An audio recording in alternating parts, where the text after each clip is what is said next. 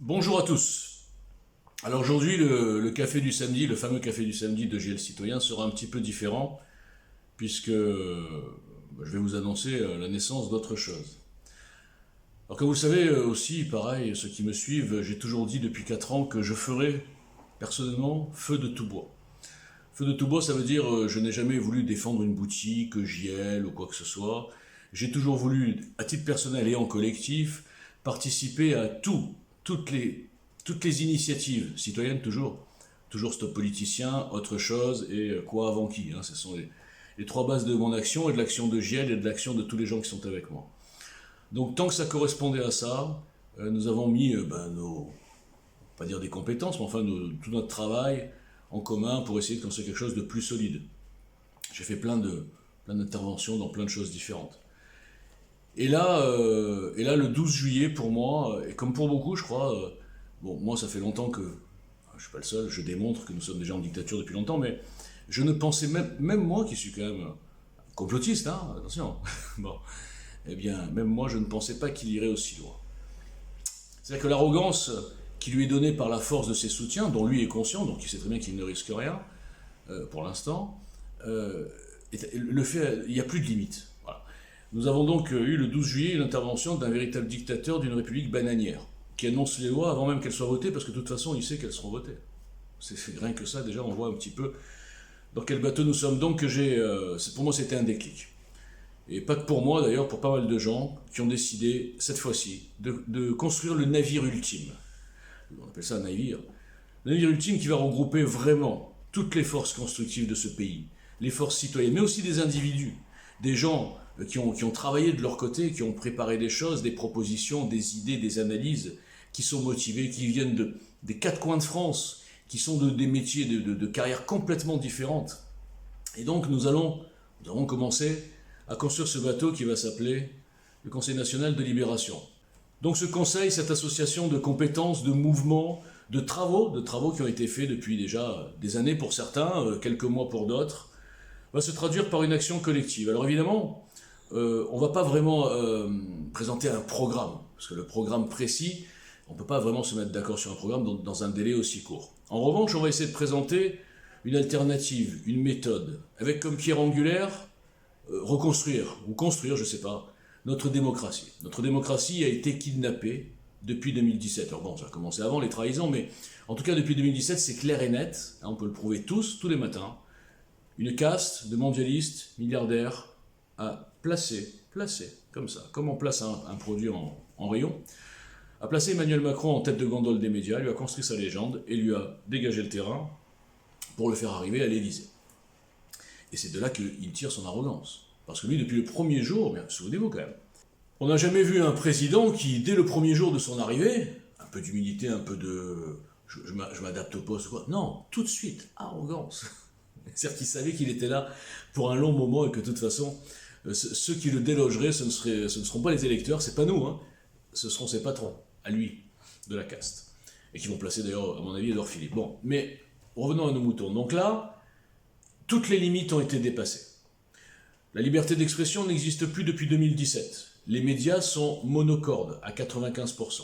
Les voix divergentes sont traitées de complotistes, sont psychiatrisées, même parfois internées, sur tous les sujets. Sur tous les sujets, il n'y a pas que la Covid. Il n'y a pas que la Covid. Donc liberté d'expression, c'est fini. Ensuite, il y a eu la liberté de déplacement, la liberté de penser, la liberté bientôt de voter. Est-ce que vous avez entendu cette histoire ?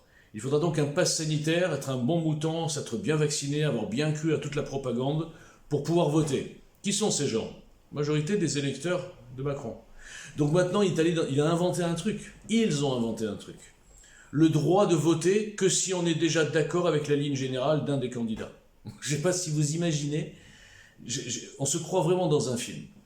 Moi, depuis 1 an et demi, et comme d'autres, j'en appelle aux serviteurs de la nation. J'en appelle aux militaires, aux forces de l'ordre, qui ne peuvent plus consciemment et honnêtement dire qu'ils ne savaient pas. Ils ne peuvent plus dire qu'ils n'ont pas compris que nous avions un petit dictateur à la tête de ce pays. Et entouré de courtisans, de vendus, de corrompus, de carriéristes. Voilà, en fait, c'est ça. Il n'y a pas d'autre mot. Les méthodes sont actualisées 21e siècle, moins sauvages, mais le fond reste le même. pensée unique. Stigmatisation, mais alors là, c'est infâme, parce qu'avant, comme j'ai dit souvent, on ne pouvait pas stigmatiser des gens qui étaient vraiment, qui méritaient d'être stigmatisés. Hein, les fichés S, les radicaux, les délinquants, les pédophiles, les violeurs en série. Je suis désolé, mais à un moment donné, ça mérite d'être, quand je dis stigmatisé, c'est au moins de prévenir la population. Bon, ça n'était pas fait. Les droits de l'homme, l'humanisme, bon, ils n'ont pas les codes, machin, bon, il y a toujours des excuses. Et là, carrément, j'ai peur de dire ce psychopathe, on peut le dire, je crois, hein, maintenant, ce psychopathe, comme prévu d'ailleurs, certains l'avaient prévu il y a quelques mois, est en train de monter les vaccinés contre les non-vaccinés. Comme il a monté les musulmans contre les non-musulmans, enfin bref, son but, et c'est la méthode habituelle, diviser pour mieux régner. Il fracture le pays de tous les côtés. Il le fracture au niveau social, au niveau ethnique, au niveau racial, au niveau des minorités même, on va dire sexuelles, toutes les minorités. Ce type est un destructeur, mais c'est sa mission. Il ne faut pas s'étonner. Mais ce que je ne comprends pas, c'est que lui et sa caste, d'accord. Mais comment il peut encore avoir de la légitimité, de l'impact, de l'autorité sur des petits députés, l'AREM, qui ont voté cette loi infâme? Comment ils peuvent se dire « Ah, notre patron, il est honorable ». Comment ils n'ont pas vu depuis 4 ans tout ce qui s'est passé? Je m'adresse encore aux députés, je l'ai fait, mais personne n'a diffusé mon message. Comment vous pouvez obéir à ça? Et l'armée, comment pouvez-vous imaginer ou faire semblant d'imaginer que ce type-là est président d'une république? Il est président d'une république bananière. Même son élection de 2017 pose question. Bon, sans parler de tous les autres scandales. Donc, puisqu'on voit que personne ne bouge, on voit bien que personne ne bouge, je veux dire dans les instances. Il n'est pas lâché par les médias, ça c'est un peu normal, ils sont aux ordres. Il n'est pas lâché par une partie importante de ces députés qui peut-être auraient pu ouvrir les yeux et voir dans quel bateau, dans quelle escroquerie ils ont été emmenés, hein, vers le nouveau monde progressiste, qui se transforme en dictature socialo-progressiste. Ces gens n'ont pas de sens de l'analyse. Ils n'analysent que par leur situation, leur fiche de paye. J'en sais rien. Comment ils peuvent rentrer chez eux et dire oui, on va mettre un peuple sous dictature pour leur sécurité. Leur sécurité? Mais leur sécurité de quoi? 0,05%, un virus qui touchait que des gens avec un certain profil, qu'on a obligé de vacciner, qui a créé des variants, qui maintenant peut toucher tout le monde, mais toujours avec un très faible taux de létalité.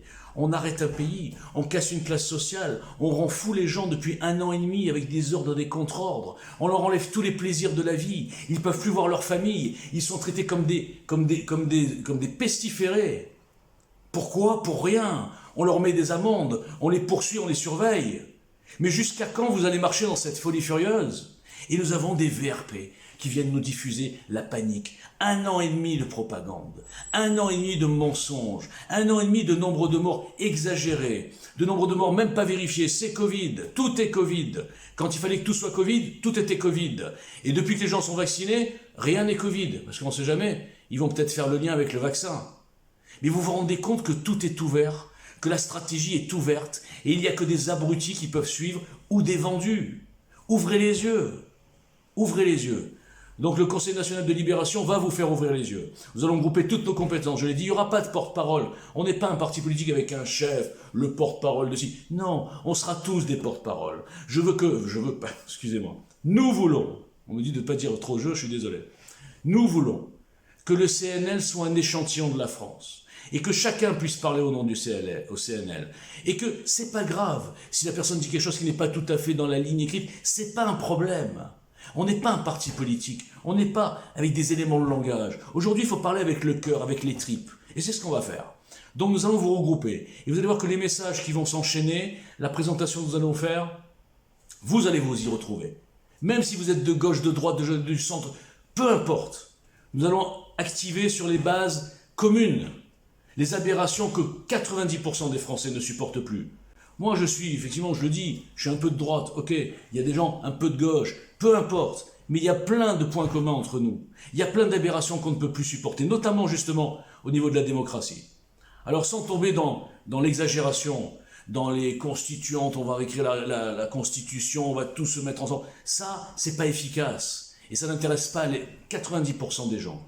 Ce que veulent les gens, et je pense, je commence à parler comme un politicien, ce que veulent les gens, je pense, C'est quelque chose de clair, d'équilibré, de logique, de simple à comprendre et qui change vraiment la société, et au niveau même des règles du jeu démocratique.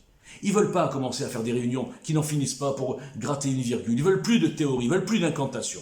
Ils veulent de l'action et du concret. Et j'espère qu'avec le CNL, c'est ce que nous allons amener dans ce paysage politique qui est complètement vicié. Dernier message, n'attendez plus rien des partis et des politiciens. Je le dis depuis 4 ans. Je suis arrivé, moi, avec un truc qui s'appelle Stop Politiciens.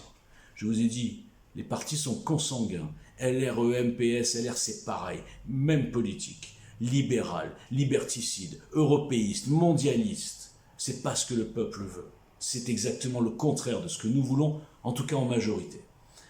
Et puis en face, il y a bien sûr les 2 outils du système que sont France Insoumise et le Rassemblement National. Donc nous devons construire autre chose. Le statu quo nous mènera à la mort de notre pays. C'est écrit depuis 2017. Et l'autre chose en question, peut-être que ça peut démarrer ici et maintenant, avec le CNL. Merci, vous aurez des informations bientôt. Merci.